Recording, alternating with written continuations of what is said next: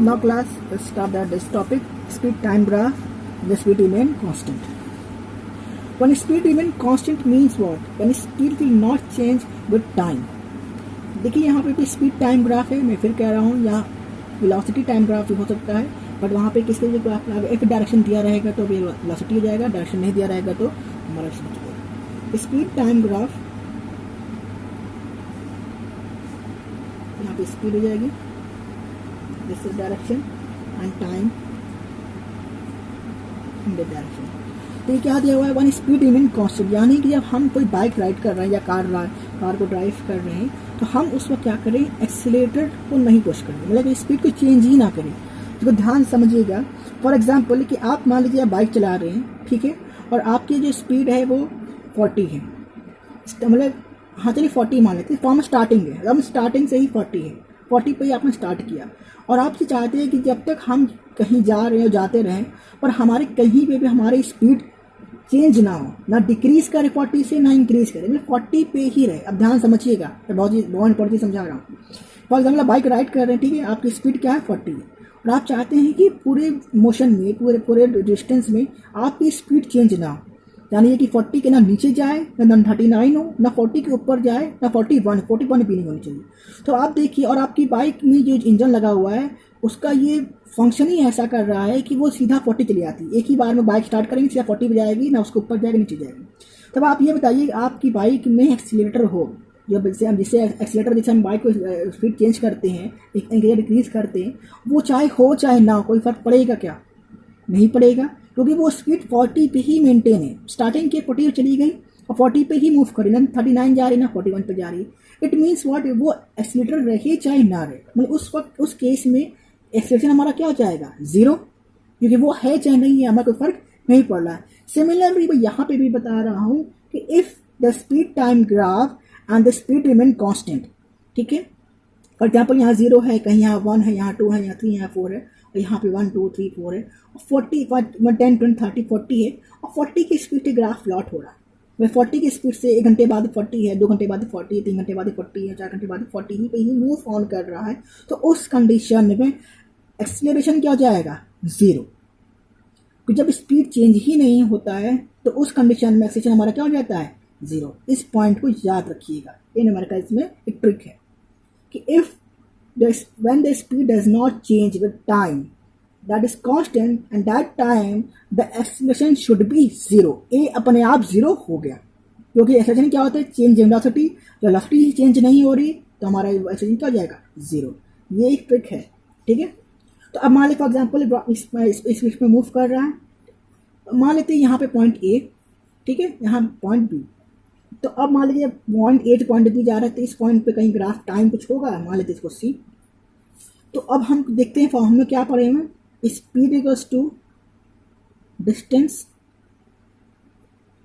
Upon time, distance upon time. तो but यहाँ पे स्पीड दिया हुआ है, टाइम भी दिया हुआ है, तो हमको क्या निकालना होगा? डिस्टेंस निकालना होगा। डिस्टेंस इक्वल क्या जाएगा? स्पीड इनटू टाइम, ठीक है। अब स्पीड इनटू टाइम हो जाएगा। तो अब हम देखते हैं कि स्पीड हमारा क्या होगा इस पॉइंट पे, इस मतलब पॉइंट टाइम सी तक स्पीड हमारी क्या हो जाएगी? तो स्पीड की बात करेंगे तो स्पीड किसके बराबर हो जाएगा? यहाँ से यहाँ तक 0 स्टार्ट है, 4 8 तक चली गई, तो स्पीड हमारी क्या हो जाएगी? OA, है ना। जब वैल्यू कुछ भी हो सकती है, यहाँ पे 10 40 30 40, ठीक है, OA की वैल्यू कुछ भी हो सकती है, ठीक है। और टाइम की बात करते हैं, जब स्पीड यहाँ तक, टाइम हमारी क्या हो जाएगा? OC, ठीक है। तो इसको यहाँ पुट अप करते हैं तो डिस्टेंस क्या हो जाएगा? OA इंटू OC, यही हो गया, यानी OA इंटू OC। क्लास अगर इस चीज को, इस ग्राफ को अगर हम ध्यान से देखेंगे तो हमको क्या शेप दिखाई दे रहा है? It's looking like the rectangle OABC, हमको ये दिखाई दे रहा है, रेक्टेंगल OABC। और अगर हम और ध्यान से देखा जाए, हमको ये तो मिल चुका है, अगर और ध्यान से हम लोग देखें तो हमको क्या दिखा, अगर हम इस चीज़ को देखते हैं तो हम अगर फाइंड आउट करें एरिया ऑफ रेक्टेंगल, माने कि इसका एरिया रेक्टेंगल का फॉर्मूला क्या होता है? Length into breadth. तो लेंथ इंटू ब्रेथ के लिए हमारी लेंथ हो गई, तो एरिया इक्वल टू क्या हो जाएगा हमारा? एरिया ऑफ रेक्टेंगल क्या हो जाएगा? लेंथ यानी कि OC इंटू ब्रेथ यानी कि OA। यानी एरिया ऑफ रेक्टेंगल भी क्या हो जा रहा है, OC इंटू OA, और डिस्टेंस हमारा क्या हो जा रहा है, OC into A. From this we can conclude that distance is equals to area of rectangle OABC.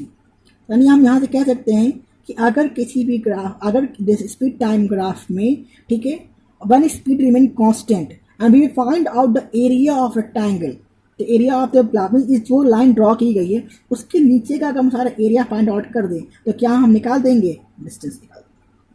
ठीक है, तो कहीं न्यूमेरिकल्स में कहीं दिया हो the area of rectangle of OABC in this speed time graph one speed remain constant is this, यानी वहाँ पे क्या दिया हुआ है, डिस्टेंस दिया हुआ है. क्लियर है, चलो वेरी गुड. नेक्स्ट टॉपिक हम लोग पढ़ेंगे, स्पीड रिमेन कांस्टेंट हो गया. Second, one speed changes at uniform rate. One speed changes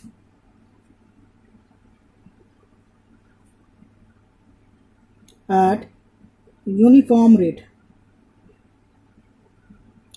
यानी फिर क्या यूनिफॉर्म रेट से चेंज हो रहा है, मतलब लगातार वो इंक्रीज कर रहा है. जैसे हम यहाँ पढ़े थे यूनिफॉर्म स्पीड पढ़े थे, यूनिफॉर्म रेट से चेंज हो रहा है, स्पीड चेंज हो रही है यूनिफॉर्म स्पीड से. तो ग्राफ यहाँ प्लॉट करेंगे, समझेंगे यहाँ पर. ठीक है, तो स्पीड यहाँ लिख लेते हैं अपॉन टाइम. देखिए यूनिफॉर्म रेट से चेंज हो रही है, इसको समझ रहे ना ये चीज़. यानी यहाँ जहाँ डिस्टेंस है तो पहले यहाँ पे 2 किलोमीटर पर आवर हुई है, फिर यहाँ 4 हो गई, फिर यहाँ पे 6 हो गई. फिर मतलब स्पीड क्या है, ध्यान से देखिए, एग्जाम्पल समझा लेते अच्छे से कि ऑब्जेक्ट यहाँ से यहाँ मूव कर रहा है. ध्यान से देखिएगा, अब यहाँ से यहाँ मूव कर रहा है, यहाँ क्या इनिशियल पोजीशन है, ये क्या है, फाइनल पोजीशन है. ऑब्जेक्ट यहाँ से यहाँ मूव कर, यहाँ पे स्पीड कितनी है, 2 किलोमीटर पर आवर. फिर यहाँ पे हो गई 4 किलोमीटर पर आवर, फिर यहाँ कितनी हो गई 6 किलोमीटर पर आवर, फिर यहाँ कितनी हो गई 8 किलोमीटर पर आवर, या 10. मतलब लगातार इंक्रीज कर रही है बट यूनिफॉर्म से. मतलब दो का ही डिफरेंस मेंटेन रखिए, दो का हो, तीन का हो, जो भी हो सकता है. यहाँ पे 10 हो, फिर 30 हो जाए, फिर +2 50 हो जाए. मतलब लगातार 20 के स्पीड में यूनिफॉर्म रेट से चेंज हो रही है. तो अब देखिए यहाँ पे स्पीड चेंज हो रही है, हम लगातार स्पीड को चेंज कर रहे हैं, यानी एक्सीलरेशन का वर्क हो रहा है. तो जब स्पीड लगातार चेंज हो रही है, यहाँ 2 फॉर 1 आवर में, यहाँ 1 आवर में, 1 आवर में, यहाँ 1 आ जाए, यहाँ से यहाँ तक 2 हो गया, फिर यहाँ से यहाँ तक 3 हो गया, यहाँ से यहाँ तक 4. तो ग्राफ प्लॉट करेंगे, यहाँ 0 होगा, यहाँ 1 होगा, फिर यहाँ 2 होगा, यहाँ 3, यहाँ 4. ठीक है, और यहाँ पे हो जाएगा क्या 2 4 6 8 10. तो इन दोनों के बीच में ग्राफ प्लॉट करेंगे तो one will got the straight line. वो क्या मिल जाएगा, स्ट्रेट लाइन. और वो क्या शो करेगा, यूनिफॉर्म एक्सीलरेशन, यानी यूनिफॉर्म रेट से स्पीड हमारी चेंज हो रही है लगातार. ठीक है, तो अब हम देखते हैं तो यहाँ क्या क्या चीज़. अब देखिए कहीं पे स्पीड टाइम ग्राफ में एक हमको जब मिले यूनिफॉर्म रेट चेंज हो रही है तो ग्राफ क्या शो करेगा, uniform acceleration, and should be straight line. तो अब देख लेते हैं इस चीज़ में यहाँ पे क्या चीज़ हो रहा है. तो जो फॉर एग्जाम्पल यहाँ पे नेमिंग कर देते हैं, तो इस पॉइंट को मान लेते हैं कहीं पे P. ठीक है, यहाँ तक जो स्पीड जा रही होगी इसको मान लेते हैं R. यहाँ तक जो टाइम लग रहा है उसको मान लेते हैं क्या, Q. ठीक है, चलिए. तो एक्सीलरेशन तो क्या होता है, चेंज इन वेलोसिटी.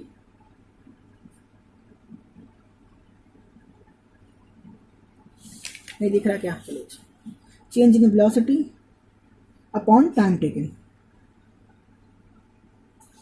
तो अगर इस ग्राफ देखें तो ये वेलोसिटी कितना चेंज हो रही है, तो वही ग्राफ हो जाएगा क्या, PQ, मतलब कि किसके बराबर हो जाएगा, OR हो जाएगा ना, OR. यहाँ 0 हो, यहाँ तक जा रही है, तो OR अपॉन ये स्टेशन क्या हो जाएगा, अपॉन OQ. टाइम हमारा हो जाएगा OQ. और OR किसके बराबर, ये OR किसके बराबर हो जाएगा, PQ के बराबर हो जाएगा, जो पहले पढ़ चुके हैं. OR किसके बराबर हो गया, PQ के बराबर हो गया. तो यहाँ क्या लिख सकते हैं, PQ अपॉन OQ. तो यहाँ फिर देखिए वही चीज़ हो गया, acceleration is equals to what, PQ upon OQ हो जा रहा है. और अभी हम लोग पढ़ चुके हैं PQ upon OQ in triangle OPQ. Triangle OPQ में तो अगर हम निकालते हैं PQ अपॉन OQ क्या हो जाएगा, स्लोप. अब लोग यही पढ़े हैं, स्लोप घटी क्या हो जाएगा, PQ upon OQ. It means what, acceleration किसके बराबर हो जाएगा, acceleration equals to slope. means what? If there's given a slope of the graph in speed time graph, then it should be given acceleration. यानी कि speed time graph में अगर slope की value दी हुई है तो वहाँ पे क्या दिया हुआ है? एक्सीलरेशन दिया हुआ है. और डिस्टेंस टाइम ग्राफ में अगर स्लोप की वैल्यू डिस्टेंस है यहाँ पे स्पीड है. डिस्टेंस टाइम ग्राफ में स्लोप की वैल्यू दी हुई है तो वहाँ पे क्या दिया हुआ है? स्पीड दिया हुआ है. सेकेंड थिंग मोर, अब हमें निकालना पड़े फॉर एग्जाम्पल कि डिस्टेंस कितना ट्रेवल किया हुआ होगा. तो यहाँ पे भी हम लोग पढ़ चुके हैं क्या कि अगर इसके नीचे का एरिया निकाल देंगे, इसके नीचे का एरिया निकाल, इस लाइन के नीचे का एरिया निकाल देंगे तो क्या निकल जाएगा? हमारा डिस्टेंस निकल जाएगा इसके टाइम ग्राफ में. सिमिलरली यहाँ पे भी अगर हम इसके नीचे का एरिया फाइंड आउट कर देते हैं, इस ट्राइंगल के नीचे का एरिया फाइंड आउट कर देंगे, क्या निकाल देंगे? डिस्टेंस निकाल देंगे. तो डिस्टेंस निकालने के लिए क्या निकाल देंगे? तो डिस्टेंस का क्या हो जाएगा? Area of triangle OPQ. तो एरिया ऑफ ट्राइंगल क्या हो जाता है? Half into base into height. तो हाफ इंटू बेस हमारा क्या हो जाएगा? OQ. देंगे क्या? OQ इंटू हाइट हमारा क्या हो जाएगा? PQ. या एक ये हो जाएगा. और PQ किसके बराबर है हमारा? OR. तो लिख देंगे half into OQ into OR. तो ये क्या निकल जाएगा? डिस्टेंस. ठीक है, हम लोग OR क्यों ले रहे हैं? क्योंकि वैल्यूज तो यहाँ दी रहेंगी ना, यहाँ पे 10, यहाँ 20, यहाँ 30, 40, 50, 60, इधर उधर वैल्यूज दी नहीं रहेंगी. तो इसलिए हमने OR ले लिया. तो हमने क्या निकाल दिया? डिस्टेंस निकाल दिया. तो यहाँ तक हम लोगों ने लगता है बहुत चीज़ पढ़ लिया. सेकेंड थिंग, इसमें और भी पढ़ना है तो पेज खत्म, दूसरा पेज लगा लेता हूँ. तो हम लोग यहाँ से बहुत चीज़ क्लियर हो गई. तो नेक्स्ट पेज हम लोग लगाते हैं और इसमें पढ़ने की कोशिश करते हैं, क्योंकि इस वीडियो में कोशिश करेंगे कि एक चीज़ खत्म हो जाए. सेकेंड थिंग कि अगर देखिए, अगर ये ग्राफ, ये लाइन, सॉरी ग्राफ मूव आ रहा है, ये लाइन जब ऊपर की ओर जा रही है तो क्या हो रहा है? एक्सीलरेशन हो रहा है. यानी यहाँ 0 था, फिर 1, फिर 2, फिर 3, फिर 4, 5, 6. अगर कहीं पे भी ग्राफ ऐसे ड्रॉ किया जाता है कि पहले स्पीड थी हमारी बाइक हमारे 40 पे चल रही है, फिर 30 हो गई, फिर 20 हो गई, 20 हो गई, फिर 10 हो गई, फिर 0 हो गई. तो यानी ग्राफ लाइन ऐसे ड्रॉ करेगा. तो ये स्लोप ऊपर की ओर जा रहा है तो एक्सीलरेशन, ये स्लोप नीचे की ओर जा रहा है तो retardation. Acceleration is just retardation is just opposite to acceleration. जब स्पीड 0 से बढ़ के या 10 से इंक्रीज करती है तो एक्सीलरेशन, और जब ऊपर से नीचे हो जाती है तो रिटार्डेशन. और हमने इस पर एक न्यूमेरिकल्स मॉडल बता भी चुका हूँ, वहाँ पे क्या लगाते हैं? Negative side. चलिए सेकंड पढ़ लेते हैं क्या कि व्हेन स्पीड इज नॉट 0. यहाँ पे देखिए, जब स्पीड यहाँ पे 0 थी, ठीक है, इस ग्राफ में हम लोग पढ़ चुके हैं क्या, जब स्पीड क्या थी? 0 थी. ठीक है, अब मान ली स्पीड 0 ना हो, 10 से स्टार्ट कर रही हो, 10 से 20, 30, 40, 50 जा रही है, तो ग्राफ प्लॉट करें तो ग्राफ कैसा प्लॉट हो जाएगा?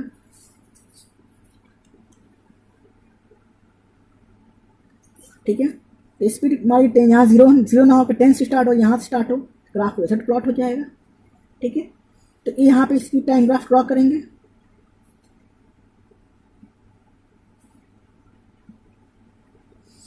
देखिए इस वीडियो में इसको कंसिडर करेंगे तो थर्ड वीडियो बना भी दूंगा मैं, कोई दिक्कत वाली बात नहीं. एक और वीडियो बना दूंगा, मगर इसको खत्म करेंगे. ठीक है, तो अब देखिए यहाँ पे क्या हो जाएगा? O हो जाएगा, यहाँ B हो जाएगा और यहाँ पे C हो जाता है, क्योंकि अब यहाँ से 0 वाली स्टार्ट नहीं हो रही है, यहाँ पे यहाँ स्टार्ट हो रही है. इस पॉइंट पहुँचते होते यहाँ पे हो जाएगा.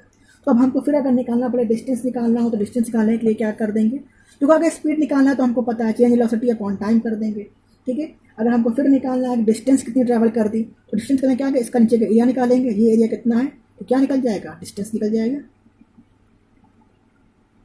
तो एरिया निकालना पड़ेगा. तो एरिया ये एक्चुअली बना क्या है? किसी को दिखाई दे रहा है ये क्या चीज़ बन गया? हाँ चलिए, डिस्टेंस निकालना तो क्या निकालना पड़ेगा? एरिया निकालना पड़ेगा. तो एरिया किसका निकालना पड़ेगा? एरिया ऑफ किसका एरिया? ये क्या आपको दिखाई दे रहा है?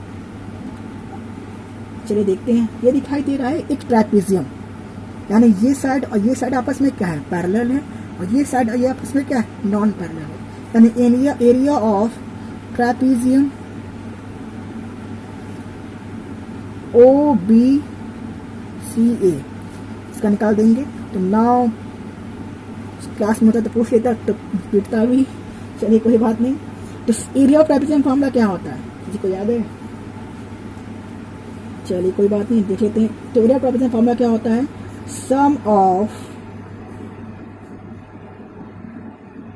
parallel sides into distance between them. Distance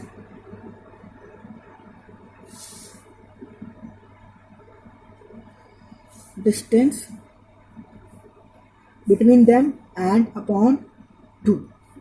तो सम ऑफ पैरेलल साइड यानी कि इन दोनों के पैरेलल साइड का सम यानी क्या हो जाएगा OB plus CA into height या डिस्टेंस हाइट। तो हाइट क्या हो जाएगी, ये दोनों पैरेलल साइड के डिस्टेंस कौन सा हो जाएगा, ये दिस वन। इसको लिख लेंगे क्या OA अपॉन 2। तो क्या निकल जाएगा distance travelled.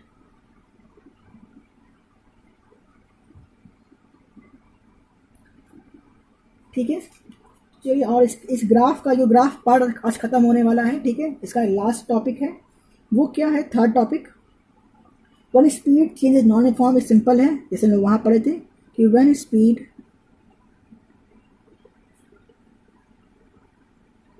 Changes are non uniform,